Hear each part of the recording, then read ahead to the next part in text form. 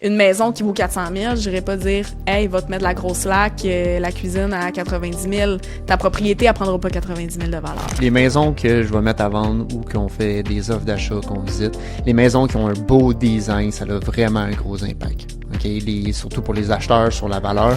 Ben, la pire erreur, c'est justement de pas prévoir son budget de façon réaliste. Assurément. C'est moi des à peu près, là.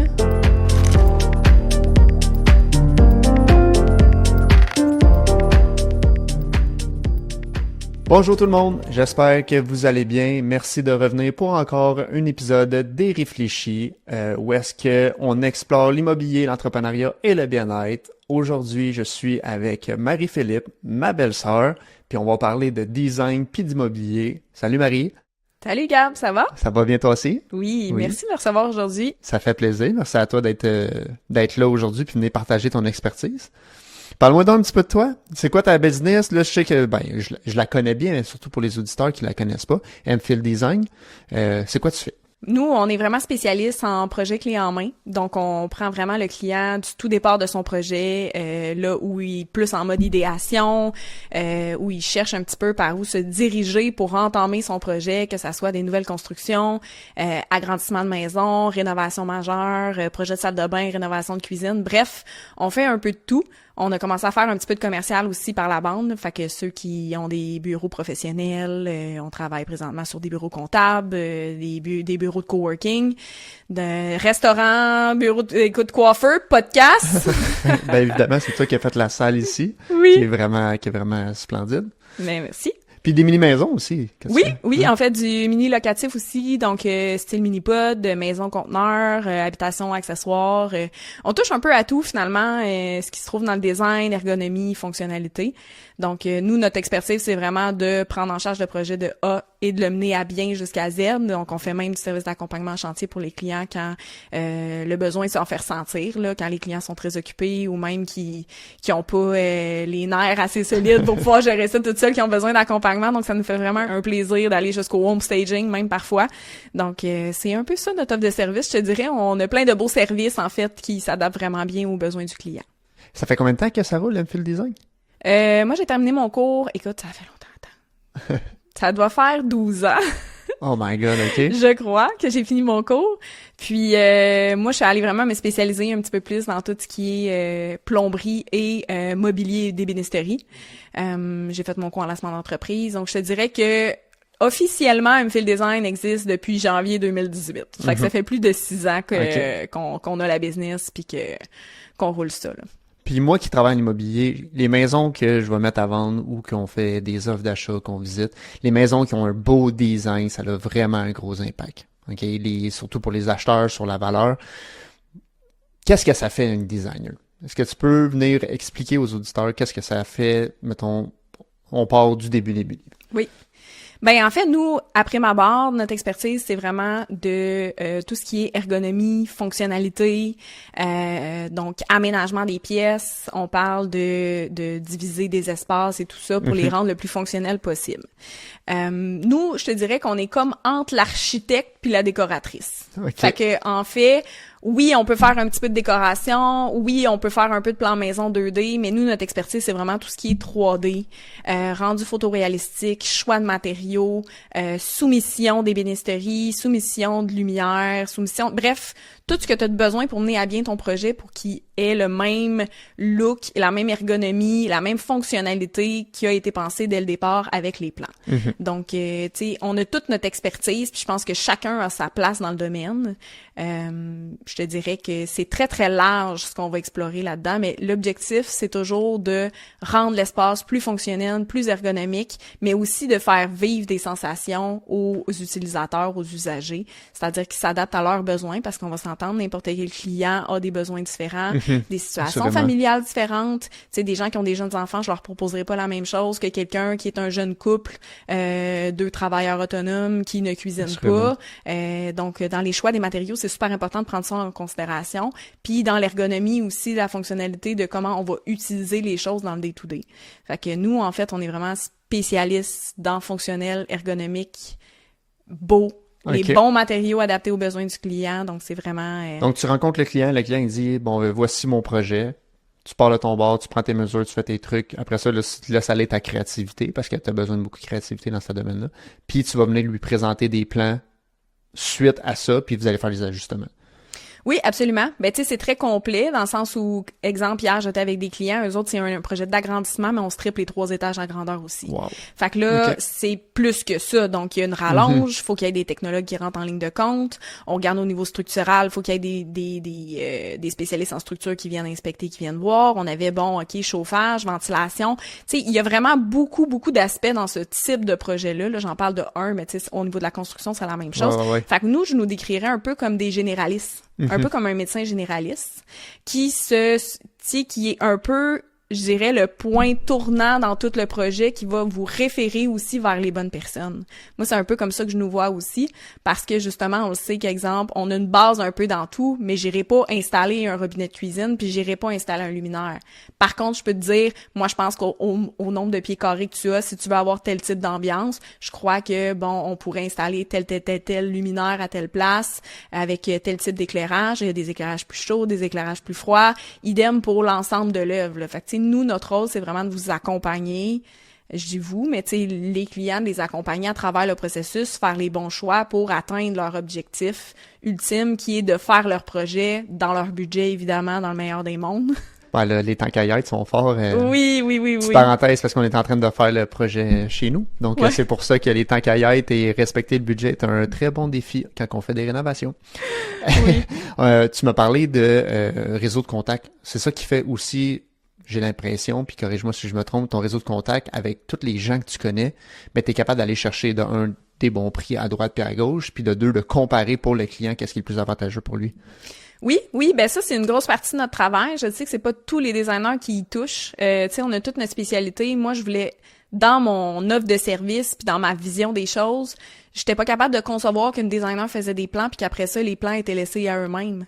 Pour aller trouver les items pis tout? Ben, pour aller trouver les items, il y a des designers qui ne font simplement pas de soumission, qui vont simplement remettre le plan au client, puis c'est lui après qui va aller s'arranger avec ça.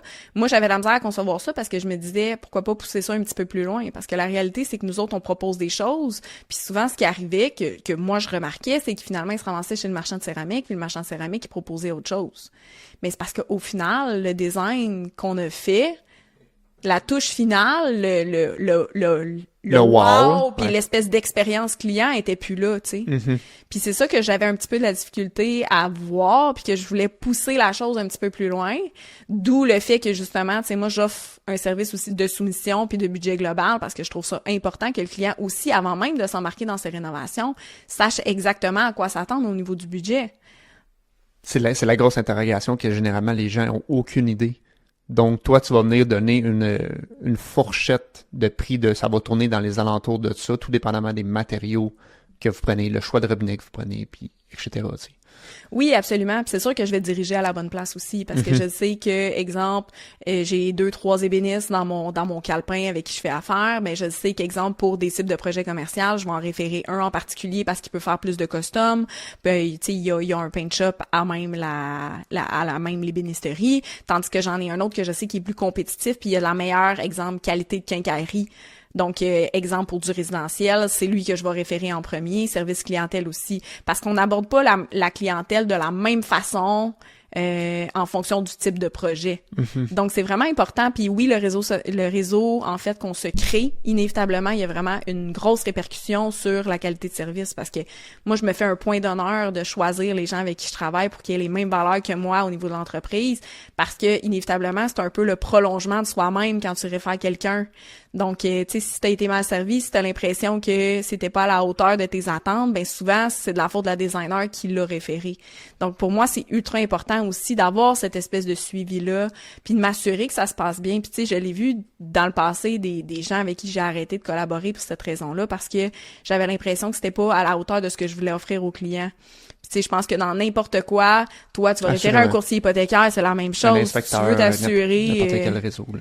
Tu veux t'assurer que ton client, il fasse wow Gab, mais wow aussi l'inspecteur, puis wow aussi le courtier hypothécaire, puis wow la notaire, parce que l'expérience en tant que telle a tellement été formidable sur toute la ligne. Fait que c'est un peu ça aussi qui a fait en sorte que je voulais pousser la note un petit peu plus loin. Puis je trouve que pour l'avoir expérimenté, pour avoir travaillé avec toi, puis de travailler présentement avec toi, pour ce que mon contracteur me dit, tu lui as remis une liste complète de tout ce qu'il y avait à faire avec des plans hyper détaillés.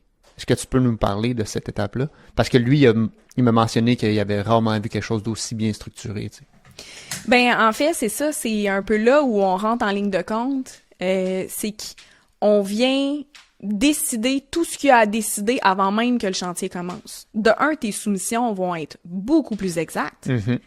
C'est facile de dire pour l'électricien, OK, parfait, j'ai trois luminaires murales installés là, il y a déjà la switch qui est là, ah là, faut que je rajoute une fan là, parfait, j'ai 80 encastrés à 100$ l'encastré. Comment tu peux te tromper après sur ta soumission? Tandis que si tu remets simplement des plans d'architecte ou des plans de technologue, ben ils vont dire, OK, c'est à peu près ça.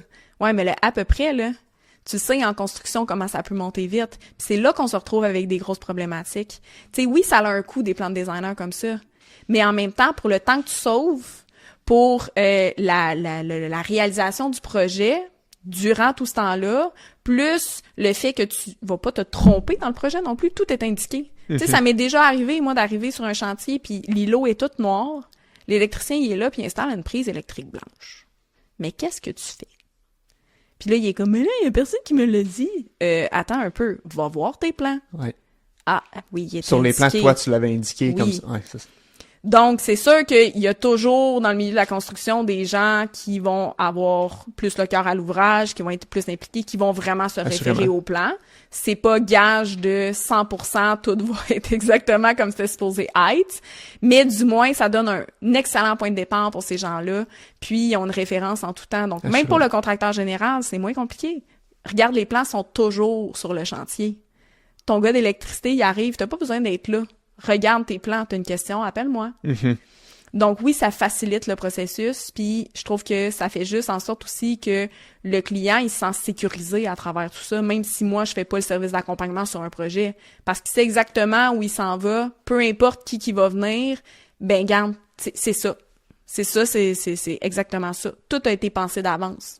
Pour le client, c'est plus facile. Pour l'entrepreneur, c'est plus facile. Pour tout le monde, c'est plus facile, finalement. Pour le vivre présentement, je le vois, parce que si tu me dis, OK, t'as grandi, tu changes toute ta cuisine, tu dois, bon, je sais pas moi, comment je pourrais expliquer ça? T'as multitude de travaux à faire dans la maison, puis là, ben, je suis comme, OK, par où que je pars, tu sais.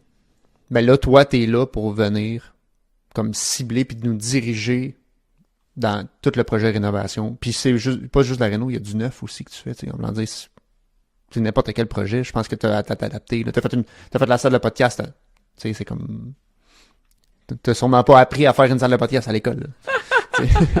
Non, définitivement pas. Mais c'est sûr que, tu sais, il y a un aspect très, très créatif dans notre travail, mais je te dirais qu'il y a un aspect énormément technique. Puis je le vois parce que même quand je travaillais en ébénisterie, là, c'était comme le running gag. Les filles d'ébénisterie étaient comme, à chaque fois qu'ils recevaient un plan de designer, il y avait le goût de se pétater ses murs. Puis on dirait que ça a comme été une de mes premières écoles, ce qui a fait en sorte que j'ai fait comme, moi je serais pas la designer. Je serais pas la designer que les ébénistes vont se péter la tête ses murs, ni les électriciens, ni les autres. Au contraire, j'étais comme, je vais apprendre de ça.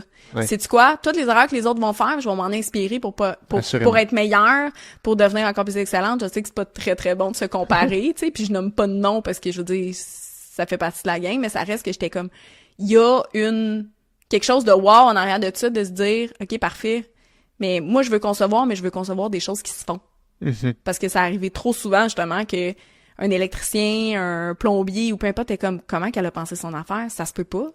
Ça se fait pas, ça. C'est eux autres qui sont pognés à faire ça après. Oui, puis c'est parce que ça rend aussi le travail pour eux autres plus désagréable. Moi, je fais du coaching d'affaires, puis mon coach d'affaires, il travaille avec des gars de construction, puis on dirait que les gars de construction, c'est comme, soit ils aiment vraiment ça travailler avec un designer, soit ils aiment ça pour mourir travailler avec un designer, parce que justement, c'est là où tu vois la personne qui a de l'expertise, qui a appris dans le domaine, qui a vu réellement comment les choses sont faites, puis celle qui moi j'appelle pelle des nuages. Tu sais, c'est beau ce qu'elle fait, mais ça se peut-tu vraiment? T'es-tu vraiment capable de le faire dans la réalité? Mm-hmm. Tu sais, il y a un aspect structural, là. T'auras bien beau mettre un mur de tablettes, tes tablettes, faut qu'ils tiennent dans quelque chose. Mais si t'apprends à l'école de juste mettre une tablette, c'est beau, mais quand ça arrive dans la vraie vie, c'est un petit peu difficile à installer. Je suis tout à fait d'accord, puis ça m'emmène à te poser une question concernant le choix des matériaux et les finitions. Selon toi, à quel point ça a un impact sur la valeur de ton projet, les choix de matériaux? Les finitions. Ben, il y a les finitions, puis il y a le concept aussi qui peut avoir une grosse impact. C'est sûr que, tu sais, on y va en fonction du budget, oui. On a rarement des budgets très, très illimités. Par contre, tu sais, c'est sûr que moi, sur une maison, exemple de prestige, je vais fortement leur suggérer d'aller mettre des matériaux un petit peu plus haut de gamme. Donc, ça dépend du budget, ça dépend des besoins du client. Tu sais, je conseillerais pas un comptoir de la même façon à, justement, comme je disais, un couple qui cuisine jamais versus quelqu'un qui a des jeunes enfants. Tu sais, on va y aller pour quelque chose de logique aussi. Oui, oui. Donc, tu sais, je pense, exemple, au comptoir de Quartz, c'est quelque chose qui est une très belle alternative à du stratifié qui est plus bas de gamme, mais qui coûte pas nécessairement le prix, exemple, d'une porcelaine qui est le double du prix ou pratiquement. Par contre, ce choix-là va être aussi déterminé par les besoins du client. C'est quelqu'un qui cuisine beaucoup, qui aime mettre ses poêles directement sur son comptoir, mais le quartz, ça sera pas adapté à ses besoins. Mm-hmm. Idem, quelqu'un qui voudrait mettre du marbre dans sa cuisine, il faut qu'il sache que tu mets du curcuma pendant 5 minutes, ton curcuma, il va rester sur ton marbre, tu comprends? C'est une pierre, c'est poreux, ça demande d'entretien, ça va tacher. Donc, tu sais, c'est toujours besoin, budget, oui, design, mais pas à n'importe quel prix. Ouais, puis il y a possibilité de faire de quoi que le design sans que ça te coûte nécessairement plus cher, puis que tu as l'impression que ça vaut plus cher.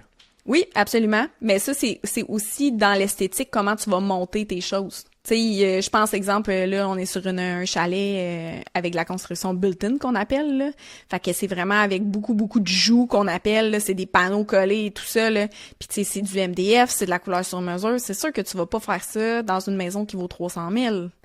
Tu vas être logique aussi avec ça, là. Ouais, assurément. Donc, tu sais, on va y aller plus un caisson standard, porte flat, on va aller donner un petit punchy peut-être avec plus les couleurs des accessoires, comment qu'on va travailler les lots, comment on va travailler les quartz, les nosings peut-être de quartz aussi qui donnent un effet, exemple, qu'on veut quelque chose de plus contemporain sans nécessairement avoir le prix d'un 12 mm en porcelaine, ben on va aller jouer avec ça aussi un peu, des portraits rainurés, tu sais, il y a vraiment, on peut s'amuser là vraiment longtemps, là, je veux dire. Tu pourrais prendre 4 designers, demander de travailler sur un même projet, puis le résultat va être totalement différent.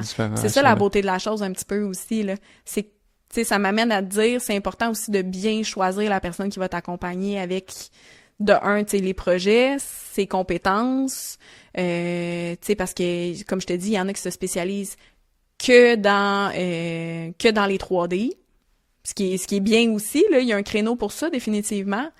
Mais c'est sûr que si tu veux amener ton projet un petit peu plus loin... Ah ouais, clairement. Puis pour l'avoir expérimenté, une maison 2022 que je suis allé visiter pas plus loin que la semaine passée, 2022, c'est supposé d'être neuf. Mm-hmm. Puis mes clients, juste à cause de la finition qui a été mal faite, les matériaux, ils ont décidé de pas faire un offre parce que ça a été fait, bon, je veux dire en bon québécois, tout croche, là. T'avais des jours dans les armoires, les armoires, ils fermaient pas comme il faut, les plaintes qui étaient pas à bonne place. Whatever, mais ça a vraiment un impact. Puis si ça avait juste été supervisé par quelqu'un, je veux dire, comme toi, ben possiblement que mes clients auraient fait un offre. Fait que ça a vraiment un plus gros impact qu'on peut penser, tu sais. J'irais même plus loin que ça, c'est que des fois, c'est les personnes qui travaillent sur les projets. Tu sais, des fois, on veut sauver des coûts, mais à quel coût, justement? Tu sais, des jobbers, je te dis pas que tu peux pas en avoir un pour faire un petit truc, une céramique d'entrée ou quoi que ce soit, mais tu sais, assure-toi d'avoir des bonnes références. Parce que la réalité, c'est que des fois, tu essayes de sauver, mais tu sauveras pas. Ça va y prendre le double du temps parce qu'il est pas habitué. Oui. Il va finir tes joints, tu vas être obligé de les refaire faire dans 2 ans. Tu sais, ça a un coût. Mm-hmm. Donc, c'est de s'assurer de trouver le bon équilibre entre la qualité des travaux puis le budget que vous avez.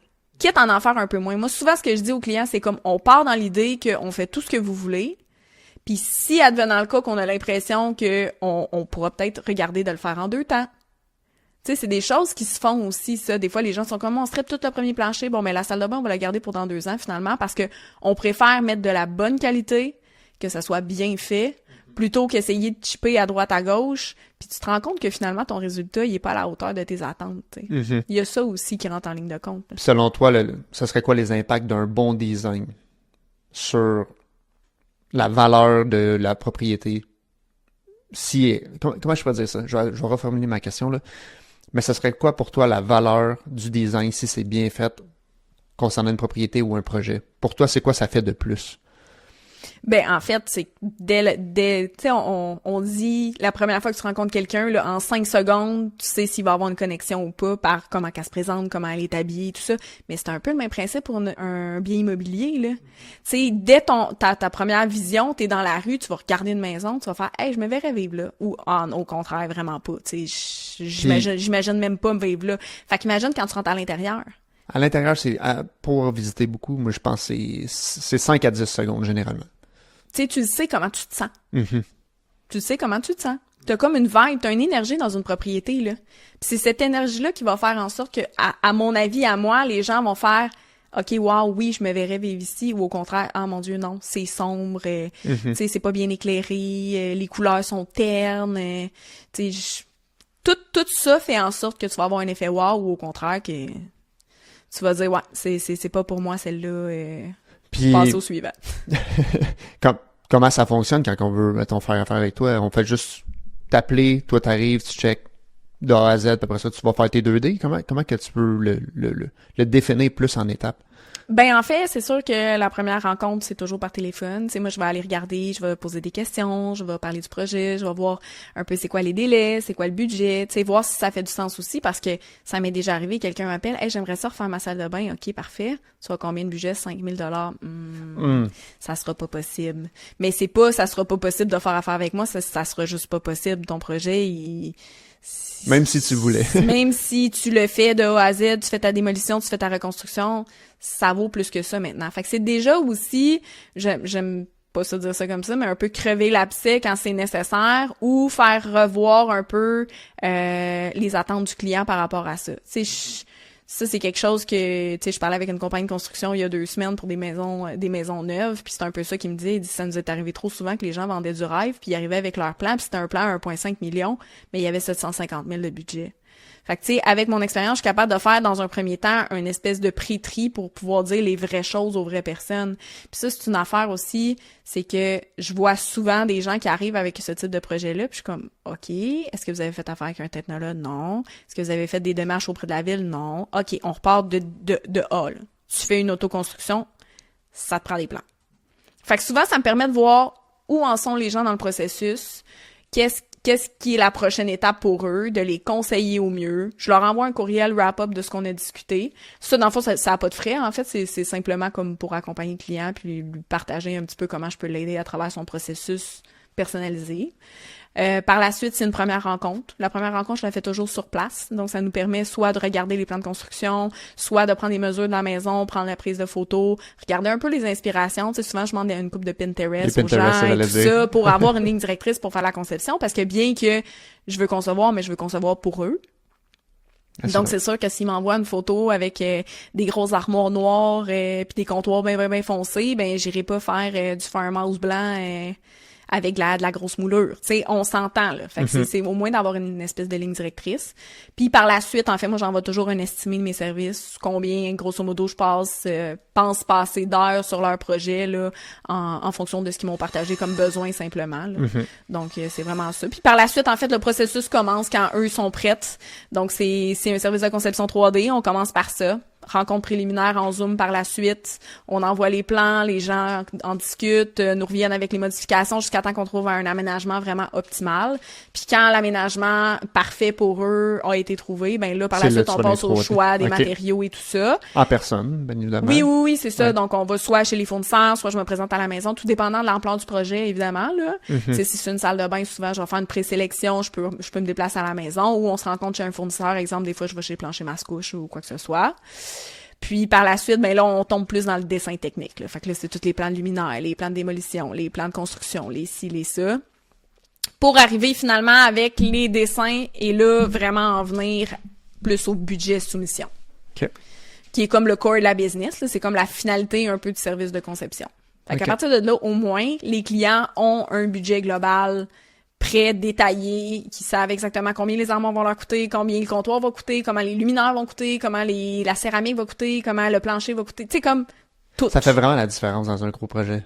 Pour l'expérimenter, de savoir où est-ce que tu t'en vas en termes de prix, parce que c'est tout le temps une question de prix, ben, tu sais où est-ce que tu vas couper, où est-ce que tu vas pas couper, puis que finalement, qu'est-ce que tu vas faire dans un deuxième temps comparativement à ce que tu pensais tout faire sur un premier temps, parce que au début, t'es comme, ah oui, je suis capable de tout faire, ah oui, on va faire ça, on va faire ça. Après ça, c'est comme, ouais, finalement, peut-être que je vais le faire en 2 temps, puis tu vas venir conseiller de faire, hey, moi, si j'étais vous, dans l'ordre logique, je le ferais ça en deuxième temps. T'sais. Oui, ben tu sais, c'est moi j'aime l'appeler le guide parce qu'il guide tout le monde, il guide le client dans ses décisions aussi, puis ça c'est important parce que tu veux pas avoir à prendre une décision ou à avoir low budget pour aller mettre ta cuisine, c'est ça qui paraît, puis c'est ça que tu vas voir à journée longue. C'est tellement important. Tu sais, mais tu pourras pas couper sur ton Jeep si t'es 2x4. C'est bien plate là, mais ça t'en prend. Fait que c'est un peu là aussi, ça permet vraiment de prendre des décisions éclairées puis de t'accompagner. Puis ça c'est super important parce que je sais que pour la plupart des gens on travaille pas en construction, on est un peu perdu, on commence par quoi, il se passe quoi, qu'est-ce que je dis, pourquoi c'est fait de même, c'est-tu normal telle affaire, tu sais, c'est des questions que je me fais poser tout le temps, là. Mais c'est normal de vivre ça quand t'es pas dans le domaine. Puis selon toi, c'est quoi les erreurs courantes que les gens font face dans leur projet de rénovation ou d'agrandissement? Ben, la pire erreur, c'est justement de pas prévoir son budget de façon réaliste. Assurément. Tu sais, moi, des à peu près, là, des compagnies. Écoute, juste pour te donner un exemple, là, des soumissions, là, pour une même cuisine, j'ai envoyé les plans. J'ai eu une soumission pour les travaux à 15 000, j'en ai eu une à 30 000, puis j'en ai eu une à 45 000. C'était exactement la même cuisine, même électricité, même plomberie, même céramique, tout. La même chose. OK. Fait que ne pas magasiner vos prix, puis ne pas faire plusieurs soumissions, pire erreur. OK. Deuxième pire erreur, puis ça, mes clients pourraient vous en parler longtemps, faire affaire avec une référence d'un ami, des fois, c'est la pire affaire que tu peux pas faire, OK? Écoute, Apocalypse, là, je te raconte une anecdote, là. Mes clients ont fait affaire avec une compagnie que je ne nommerai pas de comptoir d'importation privée. On arrive là-bas, choisit la tuile. C'est la première chose qu'on a choisie, là. On n'a même pas fait les dessins techniques, on a choisi la tuile avant, donne un dépôt, tout est beau. On book une date. À la date, ils viennent prendre la prise de mesure. Parfait. Tout va bien. Là, on se rend compte que finalement, ils nous avaient donné un délai de 12 jours. On était rendu à 3 semaines. Mes clients sont pas super contents. Les vacances de la construction arrivent. Finalement, au bout de 3 semaines, on appelle mes clients pour dire « Hey, écoutez, on n'a plus assez de dalles. On vient de se rendre compte que on n'a pas calculé votre backsplash. Fait que non seulement ça vous coûtera pas 13 000 $, mais ça va vous en coûter 17. Puis, on l'a pas. Fait qu'on sait pas quand on va l'avoir. » Fait que là, ça faisait 3 semaines que mes clients attendaient après le comptoir pour pouvoir terminer leur cuisine. On fait quoi? Les vacances arrivent. Mais ça, c'est ça. C'était l'ami d'un ami qui avait donc ben dit qu'il te ferait un bon prix pis ci pis ça. Fait que là, finalement, on se revire de bord. On va voir un de mes fournisseurs qui a ce stock.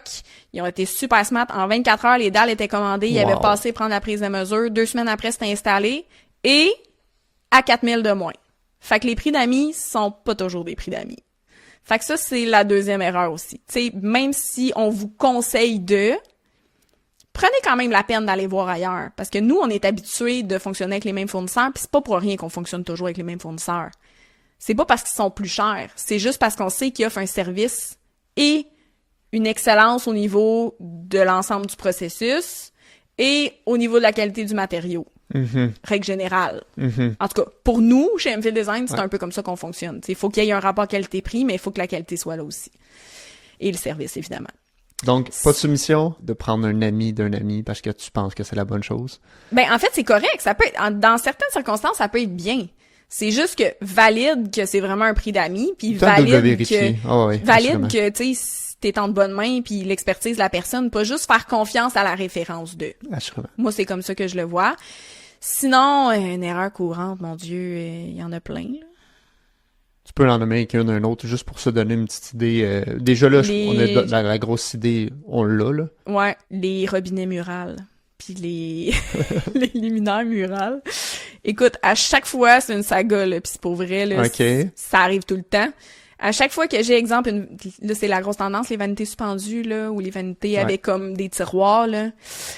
Le plombier qui sort pas ça à la bonne place. Les gars de lumière qui arrivent, il y a une trosse qui passe là ou un 2x4, puis ils font comme « Hey, tu sais quoi? Moi, juste me mettre 2 pouces à côté. » Mais je sais pas si tu sais, mais quand t'as un évier avec un robinet mural, puis que tes luminaires sont à 30 pouces d'un bord, puis 28 pouces de l'autre, c'est pas super sexy. C'est là les détails du design. Honnêtement, là, tu sais, ça nous est arrivé sur une job, là, puis j'avais pas de plaisir, là. Mais ça, c'est le genre de choses que nous, on va venir valider.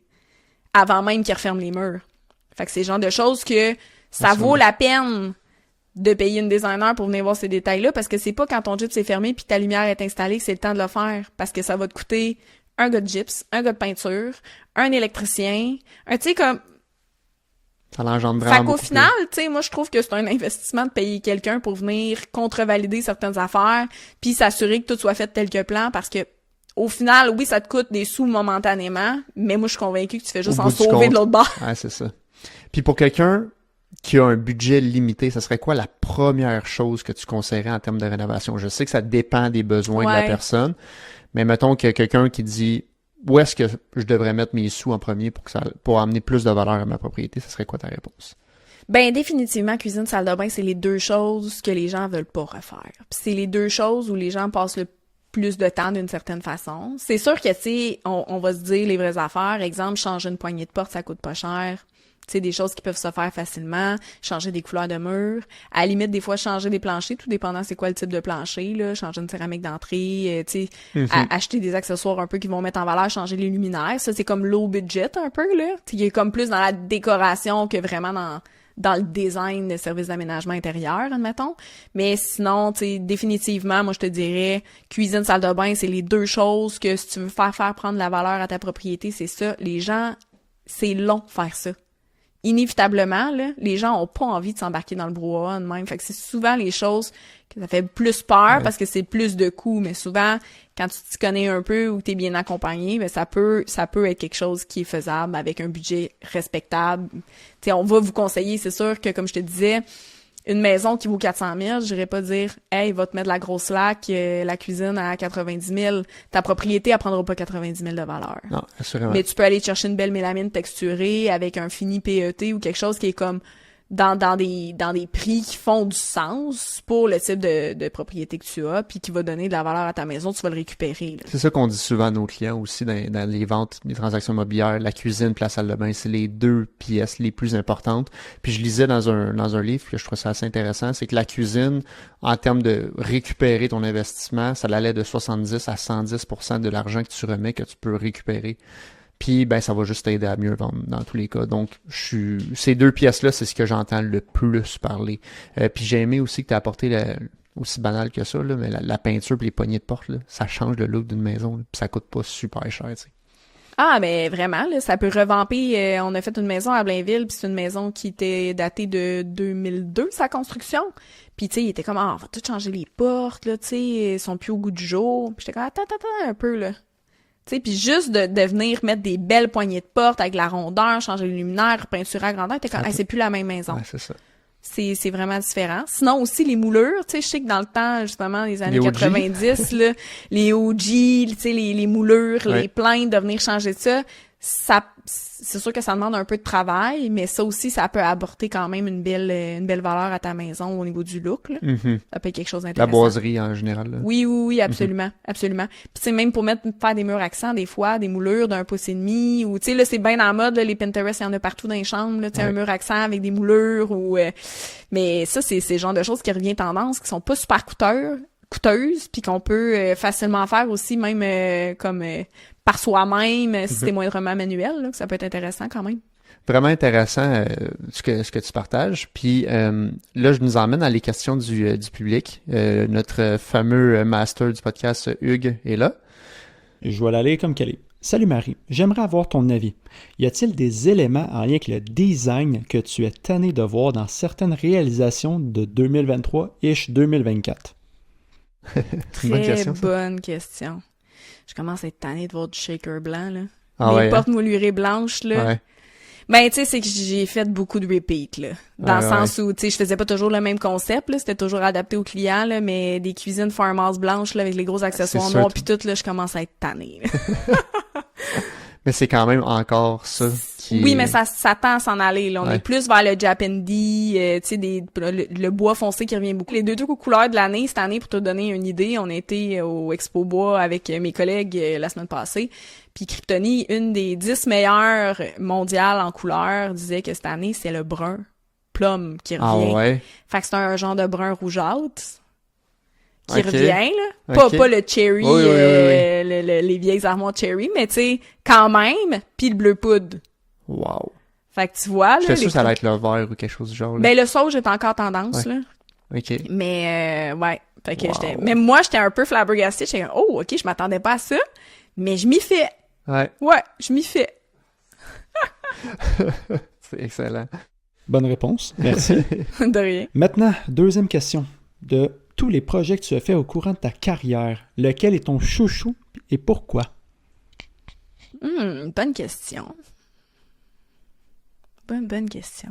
Mon Dieu. Oui, je sais. Je suis en amour avec la cliente aussi. Là, je suis désolée pour les autres. C'était une maison centenaire. Moi, j'aime le vieux. OK. Hier, j'étais allée visiter une maison canadienne sur le bord à Saint-Placide, sur le bord de l'eau, là. Débile. Okay. Genre, je vais avoir beaucoup trop de plaisir là-dedans. Le foyer central est juste immense avec le four à pizza, là, qui date des années 50 dedans. Ça va être fou. Mais j'ai un petit crush pour les maisons centenaires, puis cette dame-là, c'était la maison familiale qui avait une histoire. Elle, quand elle était petite, elle allait passer ces étés-là.